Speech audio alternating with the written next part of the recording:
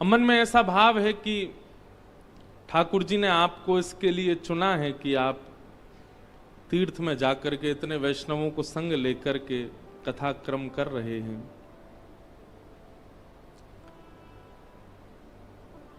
परंतु हमारे चित्त का भी यह भाव है कि हमें महादेव को कथा सुनानी है, और राम कथा पहले महादेव को ही सुनानी है। हम सत्य बता रहे हैं, हम यहां बैठे आप लोगों को, हमको पता ही नहीं होता कौन बैठा है। क्योंकि कई बार क्या होता है कि जब प्रथम बार वक्ता किसी वक्तव्य को कहता है तो कई लोगों को पता भी होता है उसके बारे में, ये कथा पहले सुनी हुई है। और मानस जी का तो ऐसा स्वरूप है कि ज्यादातर लोगों ने मानस जी का पाठ और श्रवण इतनी मात्रा में किया होता है कि उनको याद ही होता है कि अब क्या प्रसंग है। लेकिन महादेव कभी ऐसे कथा नहीं सुनते, जबकि मानस जी महादेव की ही रचना मानी है। गोस्वामी जी ने तो लिपिबद्ध किया, गोस्वामी जी के चित्त में तो मानस जी को प्रतिष्ठित महादेव कर रहे हैं, पर मानस प्रकट तो महादेव ही करते हैं। पर महादेव जब कभी भी मानस जी की कथा होती है तो ऐसे बैठते हैं कथा में आकर के जैसे वे जानते ही नहीं है। और ये बात आप बिल्कुल सत्य मानिएगा, जब तक आप इस भाव से कथा में नहीं बैठेंगे आपको नवीनता का अनुभव हो ही नहीं सकता। भाई, पानी हमने 1000 बार पिया है, लेकिन फिर भी पुनः पानी प्रकट होता है। आप उसको पी तभी सकते हो जब प्यास चित्त में होगी। जन्म से लेके आज तक हमने लाखों बार पानी पिया है। हमारे सामने पानी रख दो, नहीं पिएंगे। लेकिन कब पानी का महत्व होगा, कब उसके प्रति उत्सुकता बढ़ेगी, कब उसको पाने की इच्छा प्रकट होगी? जब प्यास चित्त में हो। महादेव को देखेंगे आप, कैसे देवता हैं? भीगे देव, 24 घंटा भीगे ही रहते हैं। और ये भीगे देव होने का तात्पर्य, वे सदा जल में निमग्न रहते हैं। उससे हम आप सबको यह बात दर्शा रहे हैं, बता रहे हैं कि वे अभी भी प्यासे ही हैं। जल तो केवल भौतिक रूप में हमको दिख रहा है, पर महादेव वास्तव में प्यासे तो मानस जी के हैं, ठाकुर जी के चरित्र सुनने के। अरे कहां तक कहें, इतने प्यासे हैं महादेव भगवत लीला सुनने के कि अपने 11 रुद्रों में अंतिम रुद्र के रूप में स्वयं हनुमान जी बनकर के, कपीश्वर बनकर के प्रकट हो गए। क्षमा कीजिएगा, हम व्यास मंच से एक बात कहें। हनुमान जी महाराज दुष्टों का दलन करने के लिए प्रकट हुए नहीं। श्री हनुमान जी महाराज अपने प्रताप को प्रतिष्ठित करने के लिए प्रकट हुए नहीं।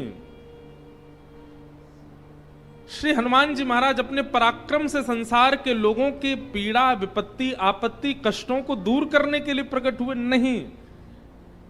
ये जितने भी कारण हम हनुमान जी के लिए देख रहे हैं, ये सब हमको बहकाने के कारण हैं।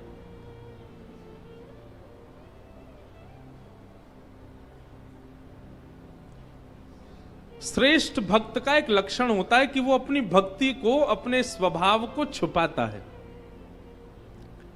हनुमान जी महाराज ने विकट रूप धारण करके, गदा हाथ में लेकर के, बानर के रूप में आकर के, और अपने दुनिया भर के गोस्वामी जी से लिखवा करके प्रसंगों को हम आप सबके मन में ये बात प्रतिष्ठित करवा दी हनुमान जी ने कि वे केवल दुख दलन करने वाले हैं, वे केवल कष्टों को निवारण करने वाले हैं। भूत पिशाच निकट नहीं आवे, महावीर जब नाम सुनावे। ये सब हमको बतला करके हनुमान जी ने अपने मूल रूप को छुपाया है।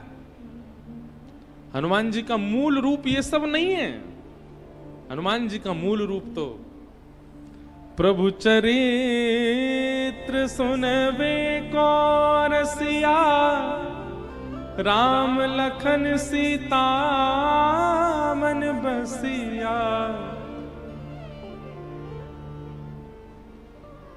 ये मूल रूप है हनुमान जी का।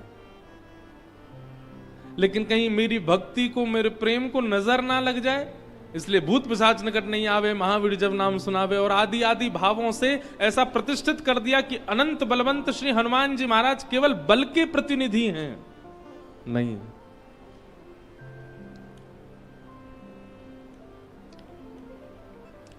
हनुमान जी तो अत्यंत प्रेम के सागर हैं, और महादेव कथा के इतने रसिया हैं कि वे ही हनुमंत रूप धारण करके कथा श्रवणार्थ पधारे हैं। तो भीगे देव, अगर कोई कहे तो कौन है भीगे देव? महादेव 24 घंटा भीगे ही रहते हैं। भीगे रहने का मतलब तात्पर्य क्या है? वे प्यासे हैं। किसके प्यासे हैं? रामचरित्र के प्यासे हैं, कृष्ण लीला के प्यासे हैं। हमारे ब्रजमंडल में कितने रूप हैं महादेव के। नंदगांव चले जाओ तो नंदीश्वर, गोवर्धन चले जाओ तो आशीश्वर, चकलेश्वर, मथुरा चले जाओ तो भूतेश्वर, और वृंदावन के तो सबको जानते ही हैं। वृंदावन में कौन है? गोपेश्वर। महाराज नंदगांव में तो श्री महादेव ऐसे बैठे हैं। कहां बैठे हैं पता है? यशोदा मैया लाला को जब नवावे, रसोई घर में गुसल खाने में ले जाए करके जब लाला को नवाए वे, तो जहां से श्री लाल जी के तन पर पड़ने वाला जल जिस नाली से बाहर आता, महादेव वहीं बैठे हैं।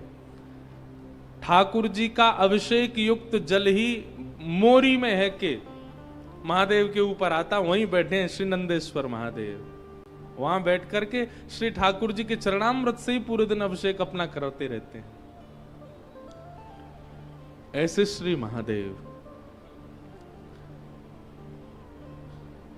रामचरित्र, कृष्ण चरित्र, रामलीला, कृष्ण लीला सुनने के अनन्य रसिया।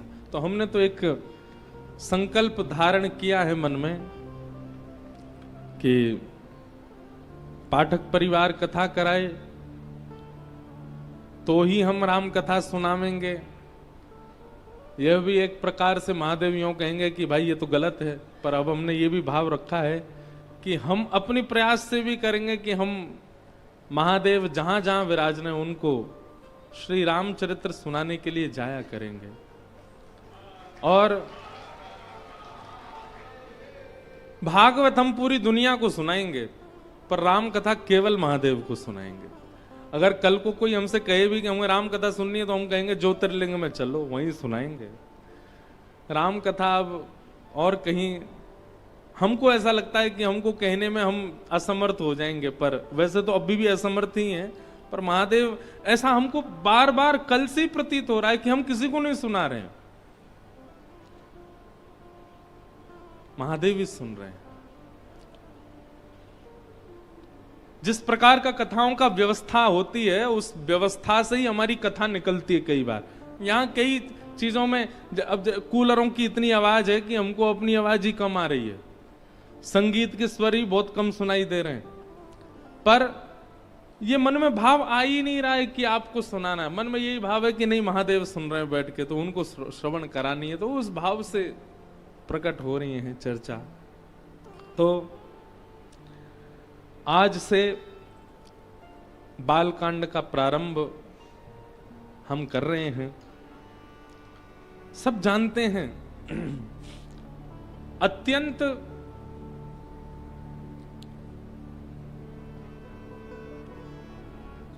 प्रणाम के प्रसंग है, वंदना प्रसंग है पूरा बालकांड।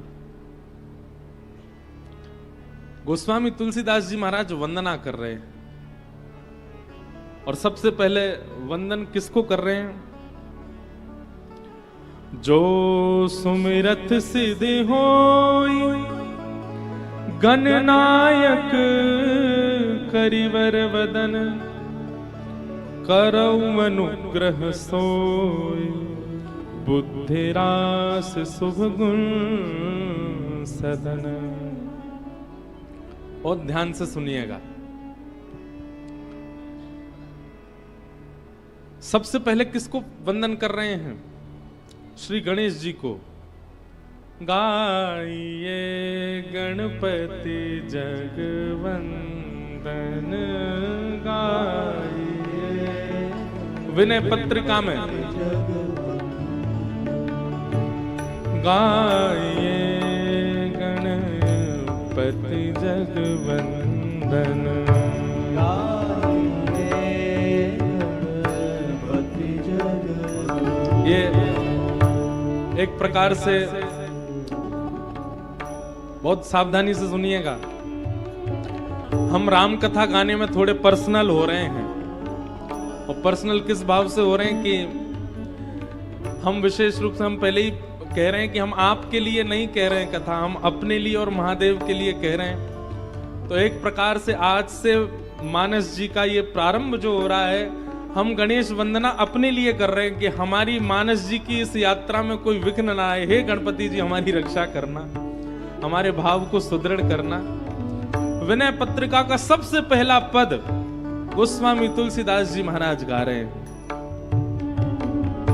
गाइए गणपति जगवंदन गाइए गणपति जगवंदन, शंकर सुवन भवानी नंदन, शंकर सुवन भवानी नंदन, शंकर सुवन भवानी नंदन, शंकर सुवन भवानी नंदन। जगवंदन गाइए गणपति जगवंदन,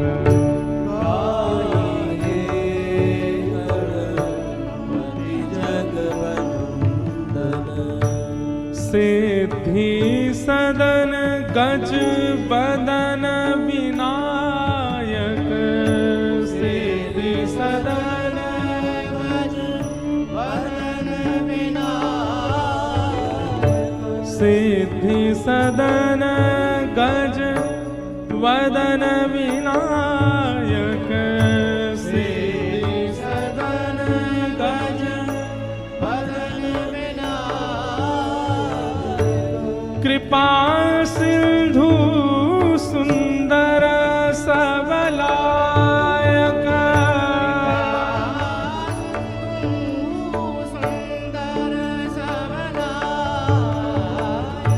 कृपा सिंधु सुंदर सबलायक,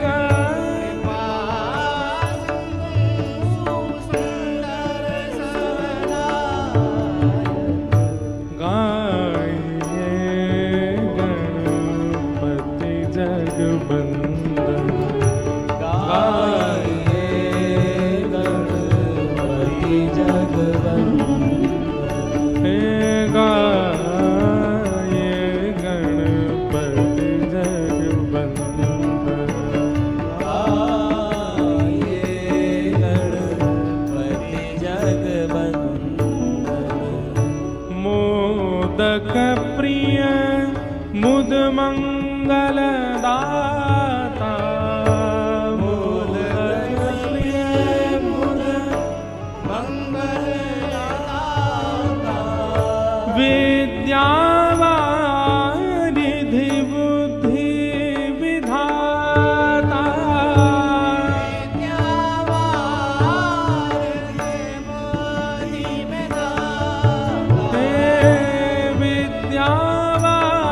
विद्यावारिधि बुद्धि विधाता,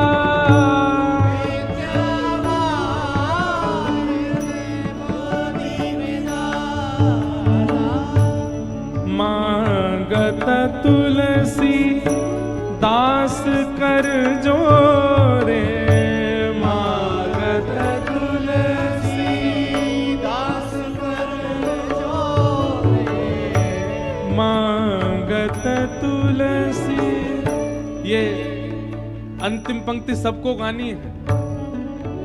ये भाव हमारा भी होना चाहिए जो गोस्वामी जी मांग रहे हैं। मांगत तुलसी दास कर जोरे, मांगत तुलसी दास कर जोरे, बसहि राम सिय मानस मोरे, बसहि राम सिय मानस मोरे, बसहि राम सिय मानस मोरे, बसहि राम सिय मानस मोरे, गाये गणपति जगवंदन, गाये गणपति जगवंदन, गाये गणपति जगवंदन। गाये गणपति जगवंदन। जो सुमिरत सिद्ध होई, गणनायक कविवर बदन, करो अनुग्रह सोई, बुद्धि रास शुभ गुण सदन। गोस्वामी तुलसीदास जी महाराज गणपति वंदना कर रहे हैं। पहले सबसे पहला प्रणाम गणेश जी को कर रहे हैं। और जब संस्कृत का मंगलाचरण किया तो वहां पर भी वर्णानाम अर्थ संगानाम रसानाम छंद सामपि मंगलानाम च कर्तारौ वंदे वाणी विनायको। दो लोगों को वंदन किया है। सब लोग इधर देखो, सावधानी से सुनो। वाणी विनायको, हमारे जीवन को श्रेष्ठ बनाने में इन दो की ही सहायता चाहिए। पहली तो वाणी, वाणी यानी कि सरस्वती, वाणी की अधिष्ठात्री, और दूसरी विनायको, विनायक यानी कि गणपति। किसी व्यक्ति के पास ज्ञान अति सुंदर हो, शब्द भी बहुत अच्छे हों, बोलना भी बढ़िया जानता हो, स्वर भी बहुत अच्छा हो, स्वरूप भी बहुत अच्छा हो, सब कुछ अच्छा है, लेकिन मंगल करता गणेश जी यदि उसके पास नहीं है तो ज्ञान रावण के पास भी था, शब्दों का बोध रावण को भी था, सुंदर सुंदर प्रस्तुति बना करके महादेव को रिझाने की सामर्थ्य रावण रखता था,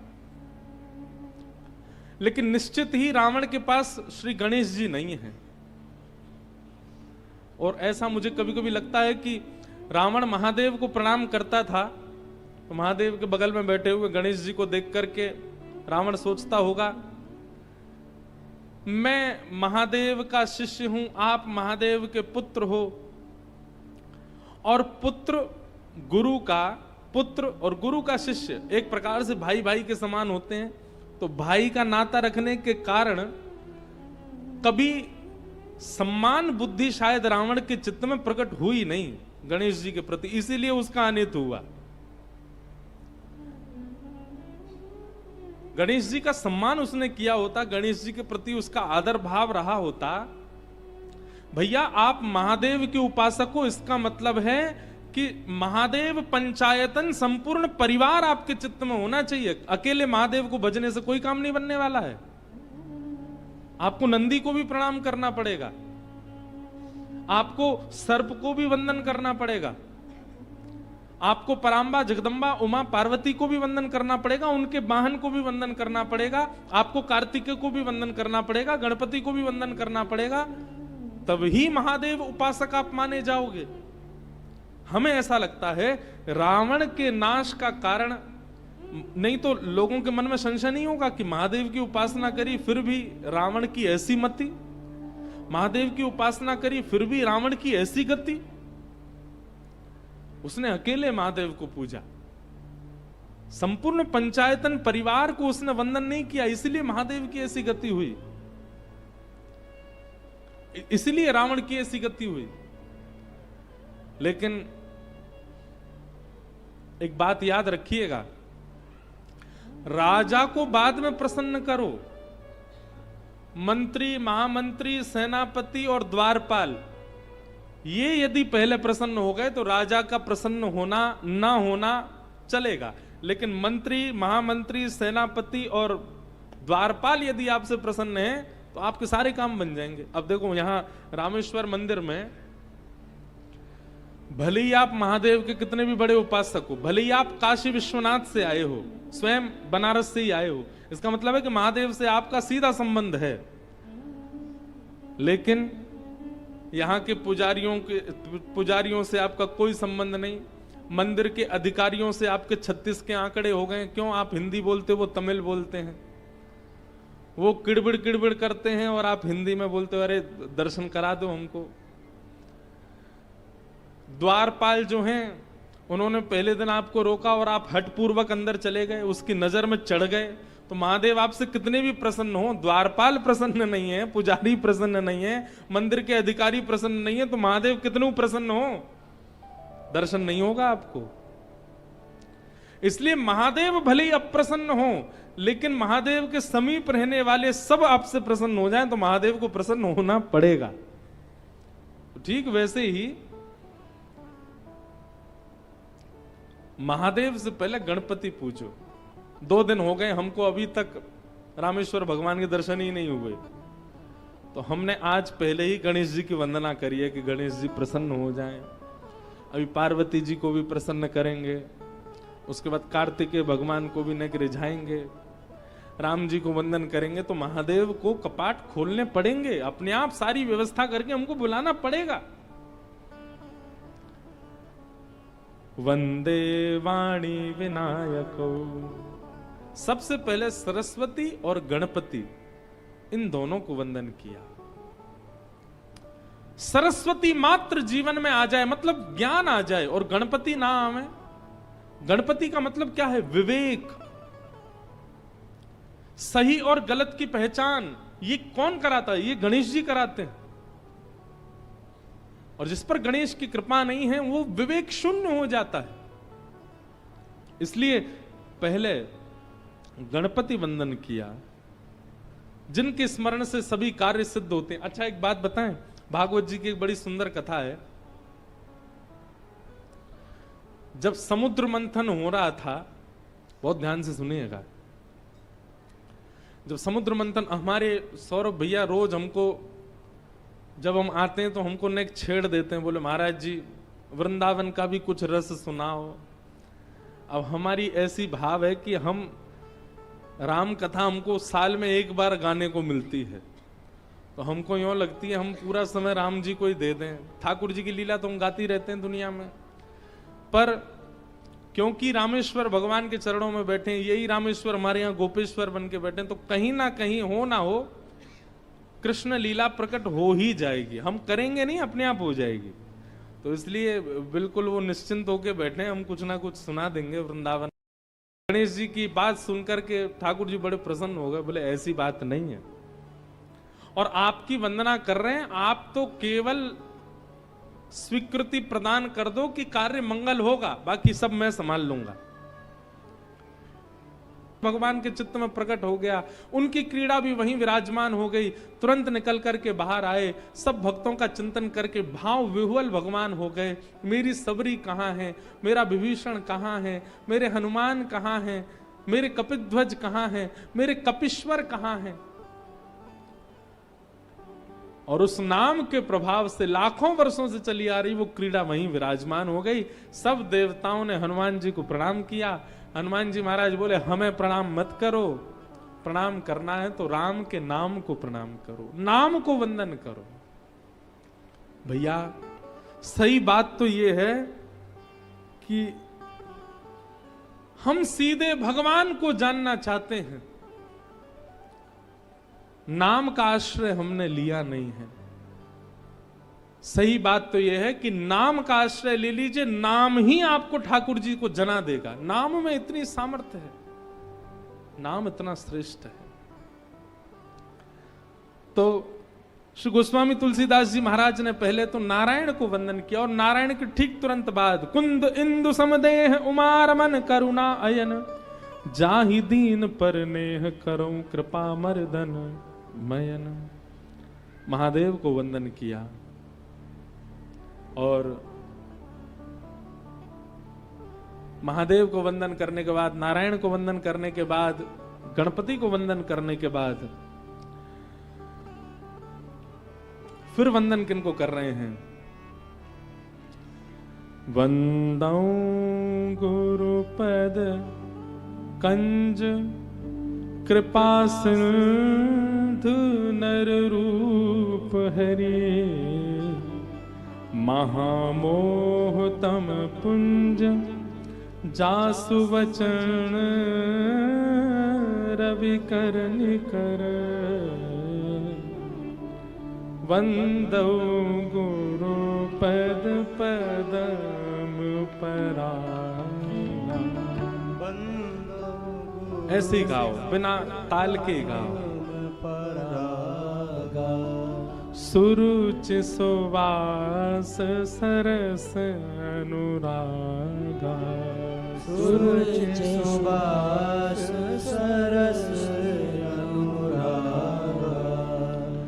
अमीय सुरी मय चूरन चारु। अमीय मय चूरन चारु। समन सकल भवरज परिवार। समन सकल भवरज परिवार। गुरु को वंदन किया। बंधुओं, गुरु कौन है? जैसे ठाकुर जी ने हम सब का निर्माण तो किया, हम सबको नेत्र प्रदान किए, नासिका प्रदान की, जिह्वा दी, कान दिए, हाथ दिए, पैर दिए, सकल शरीर प्रदान किया ठाकुर जी ने। परंतु इस शरीर से अपना कल्याण करने का जो मार्ग है वो गुरु ही बता सकते हैं। सीधी बात है, रसोई घर में टमाटर भी हैं, आलू भी हैं, भिंडी भी हैं, नमक भी है, मसाले भी हैं, मिर्च भी हैं, सारी व्यवस्थाएं हैं, पर उन व्यवस्थाओं को व्यवस्थित करके साग बनाना जो सिखाए वो गुरु है।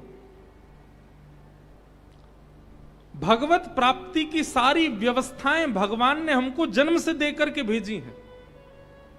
ठाकुर जी ने हाथ दिए, पैर दिए, नेत्र दिए, नाक, कान, सब कुछ प्रदान किया है ठाकुर जी ने। ये सब वह वस्तु हैं जिनसे भगवत प्राप्ति बड़ी सहजता से हमें हो सकती है। मतलब सब्जी सारी दे के भेजा है ठाकुर जी ने हमको, पर सब्जी को बनाना गुरु सिखाते हैं। इन नेत्रों से हम कैसे ठाकुर जी का दर्शन करें, कानों से कैसे श्रवण करें, हाथों से कैसे सेवा करें, चरणों से कैसे प्रदक्षिणा करें, यह तो गुरु सिखाएगा। अब देखो, हमारे सामने सब संगीतज्ञ महामुनिंद्र बैठे हैं, जो भैया वायलिन बजा रहे हैं, भैया बेंजो बजा रहे हैं, ये हमारे महाराज जी तबला बजा रहे हैं। सारे साज एक से बढ़कर के एक हैं। ये भैया कीबोर्ड बजा रहे हैं, कीबोर्ड 2-4 लाख रुपए का आता होगा बाजार में। वायलिन भी 1.5-2 लाख रुपए का तो आता ही है, बेंजो भी इतने का ही आता होगा। सबकी कीमत बहुत है, सबका स्वर एक से बढ़कर के एक है, सब बहुत महंगे हैं और सब एक दूसरे को आकर्षित करने वाले हैं। परंतु अभी ये वायलिन भैया छोड़ करके हमारे अनुज जी बजाने लग जाएं, इसमें स्वर कैसा निकलेगा फिर?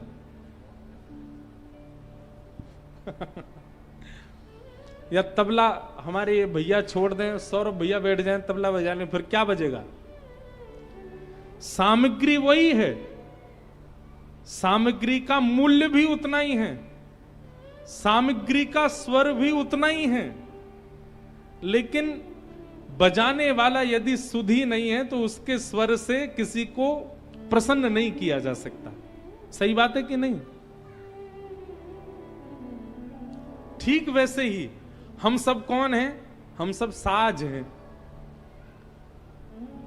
अपने आप को जो मानना चाहो मान लो।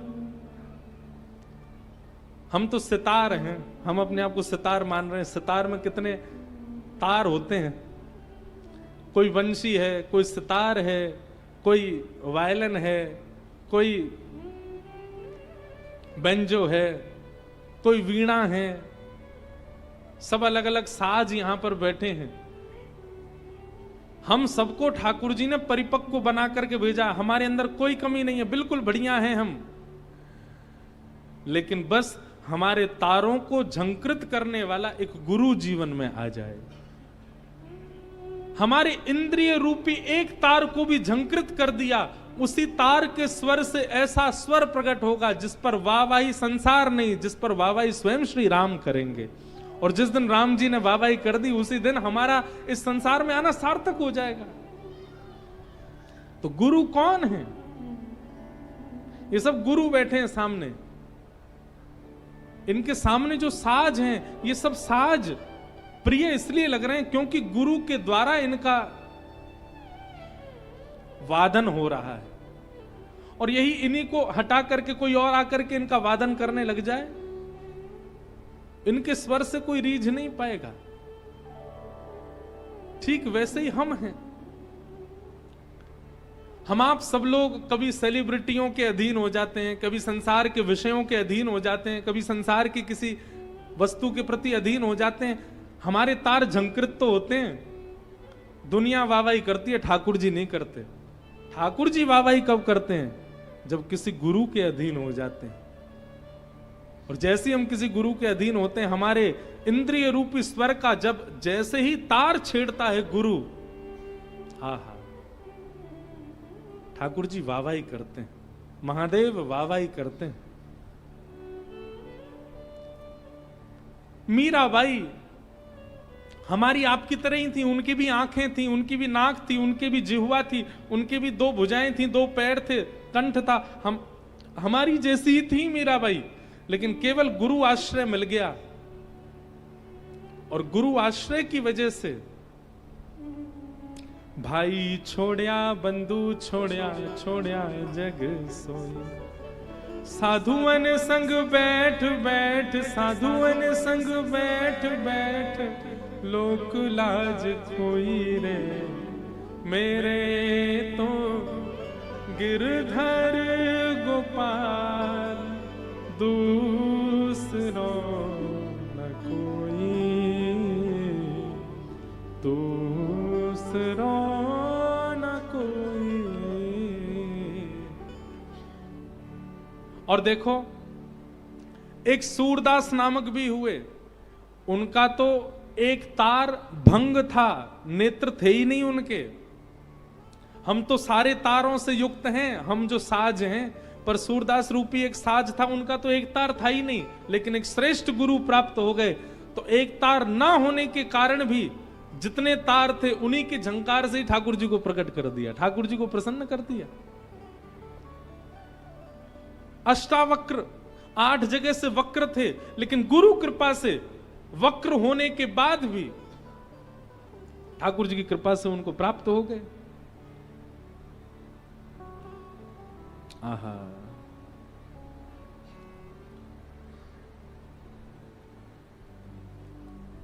श्री गुरुपद नख मणिगण ज्योति, सुमिरत दिव्य दृष्टि ही होती। एक बहुत सुंदर बात,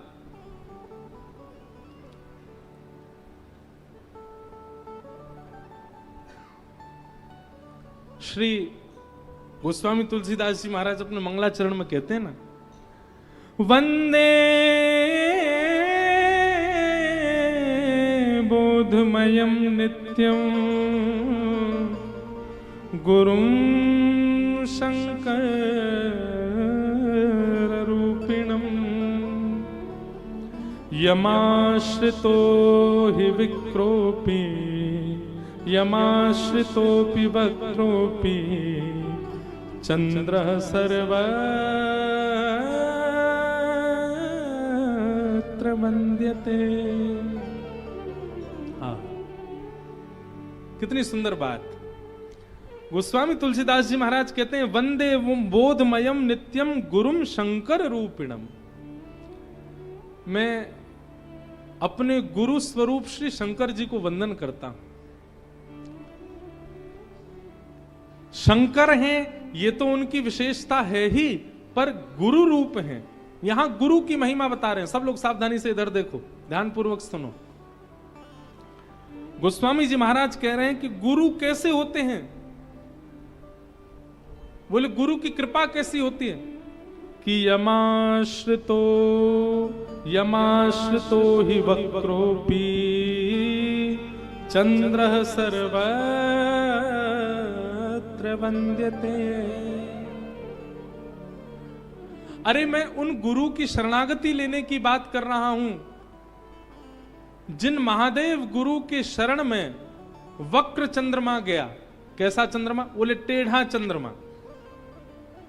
वक्र चंद्रमा जिन गुरु महादेव की शरण में गया, वो वक्र चंद्रमा भी जिन गुरु की शरण में जाने के बाद सब विद्यते, सबके दृष्टि में आ गया। महादेव कैसा चंद्रमा धारण करते हैं? पूर्ण चंद्रमा नहीं, वक्र चंद्रमा। जबकि वक्र टेढ़ा एक प्रकार का दोष है, और पूर्ण चंद्रमा नहीं है, अर्ध से भी छोटा चंद्रमा, बाल चंद्रमा धारण करते हैं। इसका मतलब नहीं है पूर्ण गुणवान चंद्रमा धारण नहीं करते महादेव। कैसा? बोले थोड़ा सा दृश्यमान चंद्रमा है, केवल थोड़ा सा गुण है उसके अंदर, उसको अपने सिर पर धारण करते हैं। भाई यही गुरु कृपा है, जिनकी शरण जाने पर हम भले ही थोड़े से गुणवान हो, भले ही हमारा स्वरूप वक्र हो, हम टेढ़े हो, हमारे अंदर दोष भरे पड़े हो, पर गुरु शरण में जाने का ये प्रभाव मैंने देखा कि वक्र चंद्रमा महादेव के चरणों में गया, और महादेव के चरणों में जाते ही उस वक्र चंद्रमा का दर्शन सबने किया। उस सबके लिए पूजनीय हो गया, सबके लिए वंदनीय हो गया, सबके लिए दर्शनीय हो गया। ऐसे गुरु चरणों में मैं प्रणाम करता हूं, गुरु की मैं वंदना करता हूं। गुरु पद रज मृदु मंजुल अंजन, नयन अमीय द्रग दोष विभंजन, तेहि कर विमल विवेक विलोचन, वर्णो रामचरित भवमोचन। गोस्वामी तुलसीदास जी महाराज कह रहे हैं, मैं जिस रामचरित्र का दर्शन करके अपनी लिपिबद्ध कर रहा हूं, ये मेरे दर्शन की सामर्थ्य नहीं है। तो फिर किसी ने कहा कि हे गोस्वामी जी, आपको ये रामचरित्र कैसे दिख रहा है? गोस्वामी जी कहते हैं, गुरुपद रज मृद मंजुल अंजन, मैंने अपने गुरु की चरण रज को अंजन यानी कि काजल बनाकर के अपने नेत्रों में लगाया है, और गुरु कृपा से ही मुझे ऐसी दृष्टि प्राप्त हुई जिससे मैं रामचरित्र का दर्शन करके लिख पा रहा हूं।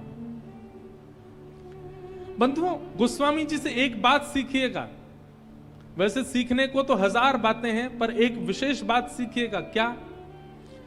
गोस्वामी जी ने संपूर्ण मानस में एक जगह भी स्वयं को श्रेय प्रदान नहीं किया राम यश लिखने में। गोस्वामी जी ने एक बार भी ऐसा नहीं किया, ऐसा नहीं कहा कि ये यश मैंने लिखा, ये यश मेरे चिंतन में आया, ये भाव मेरे द्वारा प्रस्तुत किया गया। नहीं, हर जगह गोस्वामी जी महाराज अपने गुरु की कृपा को ही श्रेष्ठ बता रहे हैं। भगवत प्राप्त व्यक्ति का यह लक्षण होता है कि वो अति विशिष्ट क्रियाओं को करने के बाद भी अपने ऊपर श्रेय नहीं लेता है।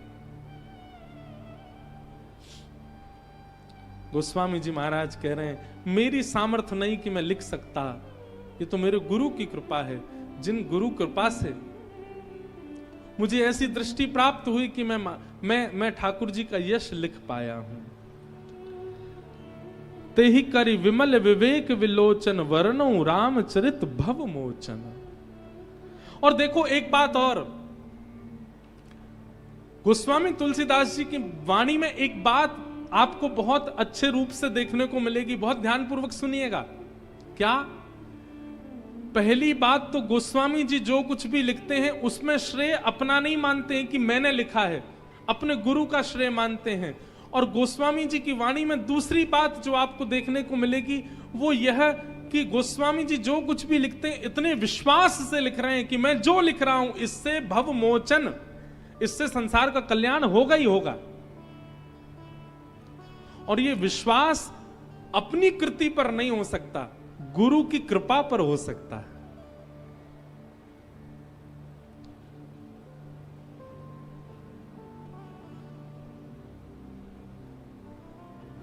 जो कोई ले तुम्हारी शरणा, तुम रक्षक काहू को डरना।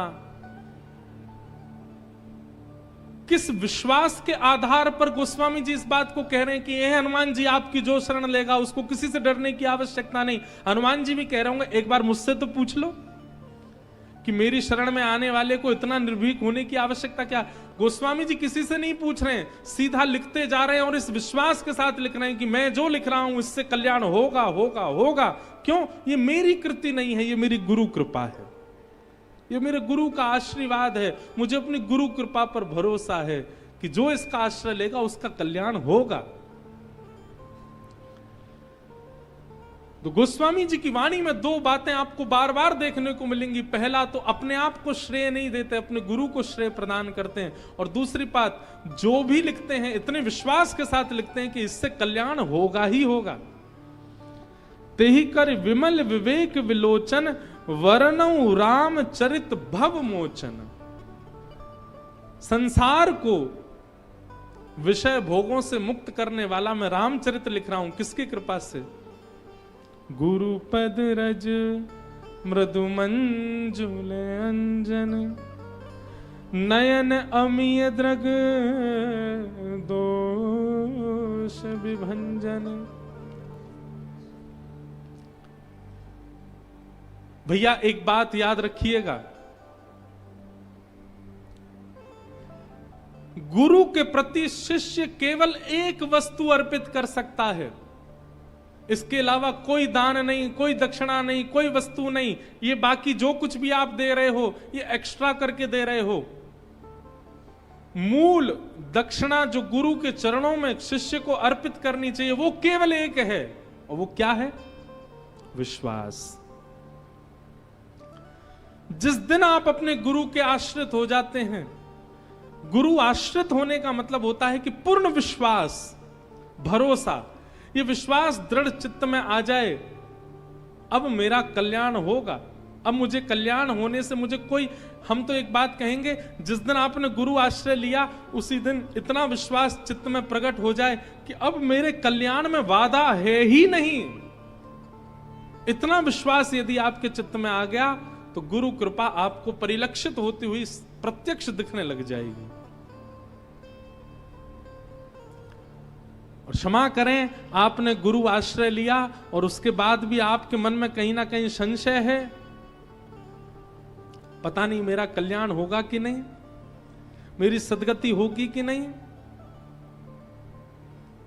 तो आप गुरु आश्रय में होकर के भी अपना कल्याण नहीं कर पाओगे। सूरदास जी महाराज कह रहे हैं, भरोसो दृढ़ है इन चरणन केरो, भरोसो दृढ़ इन चरणन केरो, भरोसो दृढ़ इन चरणन केरो, भरोसो दृढ़ इन चरणन केरो। श्री वल्लभ नख चंद्र छटा बिन, श्री वल्लभ नख चंद्र छटा बिन, सब जग माही अंधेरो। सब जग मा ठाकुर जी का केवल गुरु के प्रति विश्वास, शिष्य का शिष्यत्व केवल इतना है कि अपने गुरु को केवल विश्वास रूपी दक्षिणा प्रदान कर दे। गुरु चाहे जैसे भी हों, यदि गुरु पदवी पर बैठे हैं और शिष्य अपना विश्वास अर्पित करता है, तो गुरु शब्द का दायित्व ठाकुर जी निभाते हैं फिर, और ठाकुर जी उसकी बेड़ा पार करने का पूरा संकल्प हाथ में लेते हैं। बस उसका विश्वास ना डगमगाए। वो कल रात्रि अनुज जी आप एक कथा सुना रहे थे, कौन से महात्मा थे वो? हैं? मूलदास। ये रात में हमको एक कथा सुना रहे थे मूलदास महात्मा की। एक मूलदास नाम के महात्मा थे, गुजरात में राजकोट के राजा उनके शिष्य थे। राजा ने मूलदास जी से गुरु दीक्षा ग्रहण कर ली, लेकिन विश्वास अर्पित नहीं किया अपने गुरु को। बहुत ध्यानपूर्वक सुनिएगा।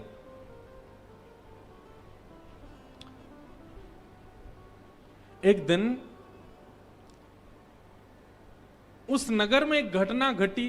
क्या घटना घटी कि श्री मूलदास संत के पास में एक अबला नारी आई और रुदन कर रही थी। मूलदास जी ने पूछा, तुम रो क्यों रही हो, क्या बात है?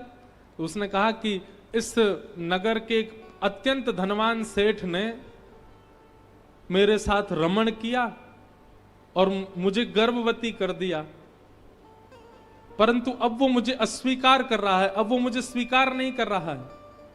और क्योंकि वो बहुत धनवान है तो पूरा नगर उसके पक्ष में है, लेकिन मैं कहां जाऊं? अब मेरे पास केवल एक ही रास्ता है कि मैं अपने प्राणों का त्याग कर दूं, स्वयं भी मर जाऊं और अपने गर्भ के बालक को भी मार दूं। तो मूलदास जी ने उस कन्या से कहा, एक काम करो, तुम हमारे आश्रम में रह जाओ, मरने की आवश्यकता नहीं है। मृत्यु दंड क्यों देना स्वयं को, और स्वयं को दो तो दो, अपने गर्भ के बालक को क्यों दे रहे हो?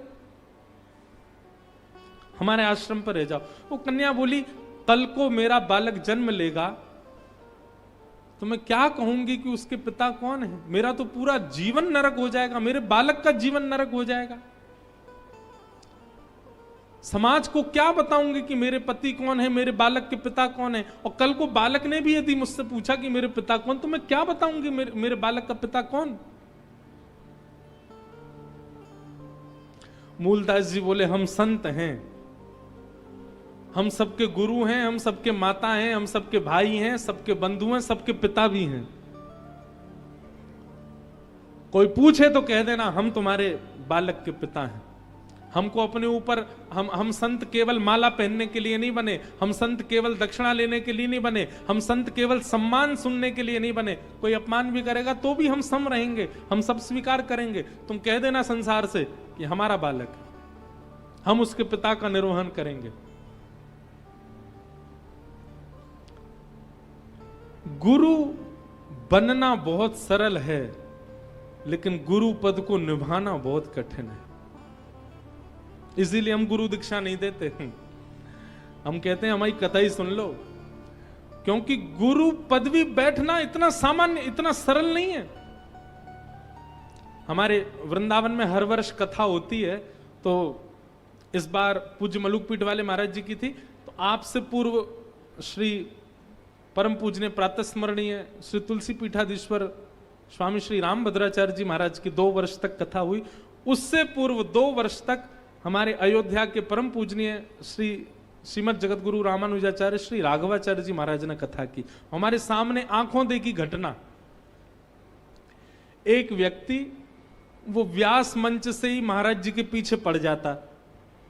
मैं संग में रहता था महाराज जी के, हमको दीक्षा दे दो महाराज जी, हमको दीक्षा दे दो, हमको वैष्णवी दीक्षा दे दो, हम आपके चरणों में। महाराज जी उसको बोले कल आना, वो कल आ जाए तो उसको बोले तुम रात को आना, रात को आ जाए तो कहें सुबह आना। 3 दिन तक महाराज जी ने उसको टरकाया। एक दिन मैंने महाराज जी से कहा, मैंने महाराज जी इसको बेचारे को दीक्षा दे दो, 3 दिन से पीछे पड़ रहा है आपके। तो महाराज जी बोले पता नहीं हमारा मन सा नहीं कर रहा है देने का, मैंने कहा ऐसे मत करो महाराज जी, बेचारा कितना परेशान, ठंडी का समय, कोहरे में आता जाता है, दे दीजिए।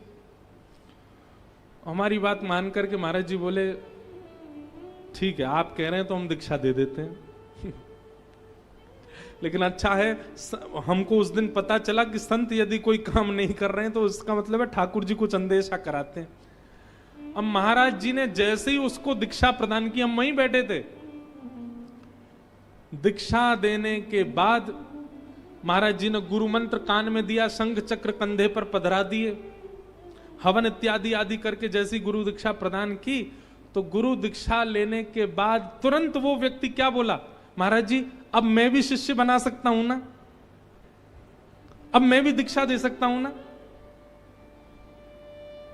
महाराज जी बोले देख लो इंद्रेश जी, ये 3 दिन से इसलिए पीछे पड़ रहा था ताकि दीक्षा लेकर के ये भी चेला बना सके, क्योंकि बिना दीक्षा के अधिकार नहीं मिलता दीक्षा देने का। मतलब उसने दीक्षा ही इसीलिए ली थी कि ताकि वो भी अपने शिष्य बना सके। गुरु बन जाना बहुत सरल है, पर गुरु पदवी को निभाना बहुत कठिन है। मूलदास जी ने उस कन्या से कहा तुम यहीं रहो हमारे आश्रम पर, कल को बालक जन्म ले, कोई पूछे इसके पिता कौन, हमारा नाम बोल देना, हम इसके पिता हैं।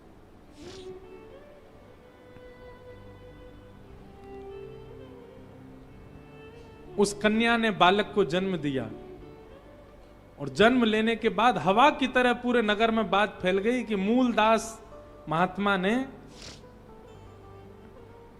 अपना सारा धर्म भ्रष्ट कर दिया, और सन्यासी विरक्त होने के बाद भी एक बालक के पिता बन गए। आश्रम से कई शिष्य छोड़ छोड़ करके चले गए, बोले हमारे गुरुजी पद भ्रष्ट हो गए।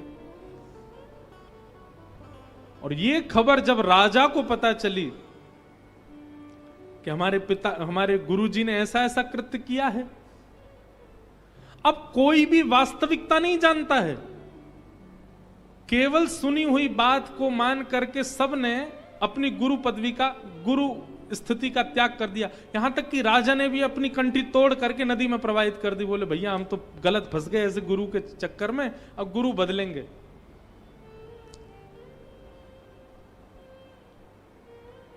राजा ने दूसरे गुरुजी बना लिए, गुरु त्याग कर दिया।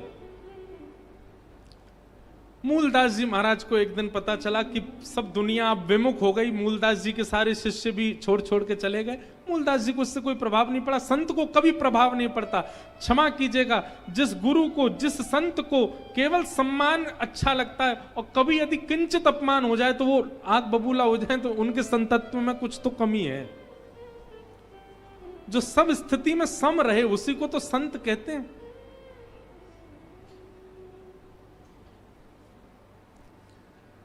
मूलदास जी महाराज आज राजा के दरबार में गए, अपने शिष्य के दरबार में गए, तो राजा अपने दूसरे गुरु के सामने नीचे बैठ करके और उनसे ज्ञान उपदेश ले रहा था।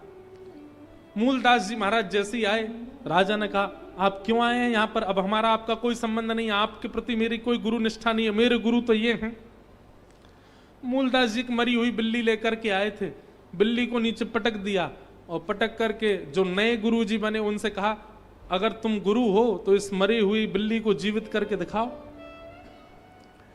तो गुरु जी तो घबरा गए, बोले इनसे पंगा लेना ये कोई सामान्य नहीं है, कोई श्रेष्ठ है। नए गुरु जी तो चले गए उठ करके। मूलदास जी ने अपने कमंडल से जल लिया, जैसे ही छिड़का बिल्ली जीवित हो गई। देख करके राजा भयभीत हो गया, बोले गुरुदेव मुझसे अपराध हो गया। बोले अपराध तुमसे उसी दिन हो गया था जिस दिन तुमने गुरु दीक्षा ली थी। क्यों? क्योंकि तुमने बिन विश्वास गुरु दीक्षा ली थी। घटनाक्रम क्या हुआ उसको जाने बिना तुमने कंठी तोड़ दी, उसको जाने बिना तुमने गुरु अपने शिष्य पद से त्याग कर दिया। इससे गुरु का कुछ नहीं बिगड़ता, पर शिष्य को नरक जाना पड़ता है अगर वो अपना विश्वास प्रकट ना करे गुरु के प्रति। भैया देखो, माता पिता ने बालक को जन्म दिया, बालक जन्म से ही अगर अंधा हो गया, भगवान ना करे, लेकिन जन्म से ही अंधा हो गया, क्या माता पिता को उस बालक को छोड़ देना चाहिए? और जो माता पिता उस बालक का त्याग कर देते हैं वो माता पिता घनघोर नरक में जाते हैं। क्या बालक बड़ा हुआ और उसने देखा कि मेरे माता पिता तो अत्यंत वृद्ध हो गए, अब चल फिर भी नहीं पाते, और उनको जाकर के वृद्धाश्रम छोड़ आए, ऐसे बालक को नरक जाना पड़ता है? जब माता पिता के बालक के प्रति, बालक का माता पिता के प्रति संबंध त्याग करना नरकगामी होता है, तो शिष्य गुरु के संबंध में त्याग करना नरकगामी नहीं होगा? वहां भी नरकगामी होता है।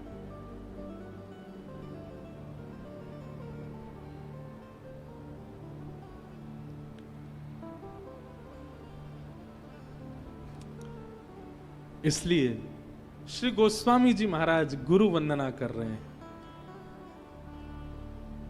गुरु पद रज मृद मंजुल अंजन नयन अमीय द्रग दोष विभंजन तेहि कर विमल विवेक विलोचन वर्णौ राम चरित भव मोचन। मेरे मन में ऐसा भाव आता है कि रामचरित्र इतना कल्याणकारी क्यों है? ये वंदना प्रसंग की वजह से। गोस्वामी जी ने किसी को नहीं छोड़ा, सबको वंदन किया और क्रम सह वंदन किया। जैसा क्रम वंदना का होना चाहिए उस क्रम से वंदन कर रहे हैं गोस्वामी जी महाराज। आपके लिए पुरानी बात होगी पर मेरे लिए नया है, इसलिए मैं एक एक प्रसंगों को बड़े उत्साह से कहने का प्रयास कर रहा हूं। और गुरु वंदना करने के बाद, अनेक चौपाइयों में गुरु वंदना करने के बाद फिर ब्राह्मणों को वंदन किया। बंदौ प्रथम महिसुर चरणा मोह जनित संशय सब हरणा। महीसुर वदना, ब्राह्मणों को वंदन किया। बोले भैया ये ब्राह्मण कृपा करते हैं तभी ब्रह्मण्य देव प्रसन्न होते हैं। हम पुनः कहेंगे, कल भी कहा आज भी कहूंगा, ये कोई जाति विशेष की बात नहीं है। ठाकुर जी शूद्रों को भी गले से लगाते हैं, ब्राह्मणों को भी गले से लगाते हैं। ठाकुर जी के लिए सब समान है, परंतु विधि का विधान तो वैसा ही होगा जैसा है। आपको भोजन करना है तो आप नेत्रों में दाल नहीं डालोगे, मुख में ही डालनी पड़ेगी। भले ही कान में छिद्र होता है, भले ही नासिका में छिद्र होता है, पर कान और नासिका से पानी नहीं पिया जाता। पानी जीभ से ही पिया जाता है, मुख से ही पिया जाता है। ये नियम है, उस नियम को कैसे बदलो? अब कोई कहे आपने नाक के साथ बहुत गलत किया महाराज जी। मैंने क्यों? केवल जीभ को पानी पिलाते हो, बेचारी नाक ने क्या बिगाड़ा? ये भी तो आपके गर्भ तक जाती है, इससे भी पानी पी के देखो, कैसे हो सकता है? आप महाराज जी कानों के साथ इतना बुरा क्यों कर रहे हो? क्यों? शहद का रस केवल जीव को ही देते हो, बेचारे कानों ने क्या बिगाड़ा? पूरी दुनिया के शब्द सुनवाते हैं, कभी कभी इन कानों में भी शहद डालो, आज डाल के देख लेना। नियम को यदि परिवर्तित करोगे तो नाश हो जाएगा। लेकिन हमको जितनी प्रिय जीव है उतने प्रिय कान है, जितने प्रिय कान है उतनी प्रिय नाक है। प्रिय सब हैं, पर सबका एक नियोजन है, सबकी एक व्यवस्था है। ठीक वैसे ही वर्णा